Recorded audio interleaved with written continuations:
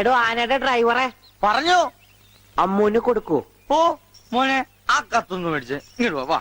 ഇത് വന്നിട്ട് തരാം കേട്ടാ. വാ വാ ഇങ്ങോട്ട് വാനെ, കത്ത് മേടിക്കാനേ. ശബ്ദം ഉണ്ടാക്കല്ലേ, കത്ത് മേടിക്കാനേ. ഇങ്ങോട്ട് മേടിക്കാനേ കത്ത്. ഇങ്ങോട്ട് മേടിക്കും.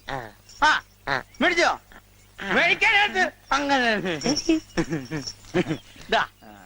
അതെ, ഈ തുമ്പിക്കൈയിൽ വെച്ചിട്ടെ ഈ ലഡു ഒന്ന് അവനോട് കൊടുക്കാൻ പറഞ്ഞ. തനിക്കല്ല, അവന് ഉണ്ണി. ഈ ലഡു അവനോട് കൊടുക്കാനേ. ദാ അവനോട് കൊടുക്കാനേ. എന്റെ കൃഷ്ണൻകുട്ടി ചേട്ടാ. എനിക്കായിരുന്നു കത്ത്. കത്തിലുള്ളതല്ല, ഞാൻ പറഞ്ഞതാ. ഇത് മുഴുവൻ ഇംഗ്ലീഷിലാണല്ലോ. ചിലപ്പോ മലയാളത്തിൽ എഴുതിയപ്പോ തെറ്റിപ്പോയതായിരിക്കും.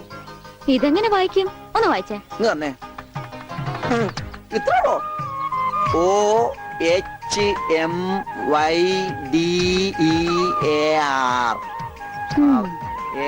ഇങ്ങനെ വായിക്കാൻ ആർക്കാ പറ്റാത്തത്? കൂട്ടി വായിക്കേ. ഇത് കൂട്ടക്ഷരമാണ്. ഈ ഡോക്ടർമാർ എഴുതില്ലേ അതുപോലത്തെ. ഇത് കൂട്ടി വായിക്കണമെങ്കിൽ ഇംഗ്ലീഷ് മരുന്നിടെ തന്നെ കൊണ്ടുപോകണം. ഇത് ആർക്കാ? അമ്മൂന. പിന്നെ ആരോടും പറയരുത്. അകത്ത് മുതലാളിയോട് ചോദിക്കാൻ പോയതാവും അല്ലേ? ഇത് ആഹാരത്തിന് ശേഷം 3 നേരം. ഇത് വേദനയാണ് എപ്പ കഴിക്കുക. വേദന ആർക്ക്? അപ്പൊ താൻ ഇങ്ങനെയല്ലേ മരുന്ന് കൊടുക്കുന്നത്? ശരിയാക്കി തരാടോ, ശരിയാക്കി തരാ. ഈ കണക്കിന് തന്നെ വിശ്വസിച്ചൊരു പെണ്ണ് ലവ് ലെറ്റർ വന്നാ താൻ അവർക്ക് കൊടുക്കുന്ന വയറിളക്കാനുള്ള മരുന്നായിരിക്കുമല്ല. വന്നേ വന്നേ.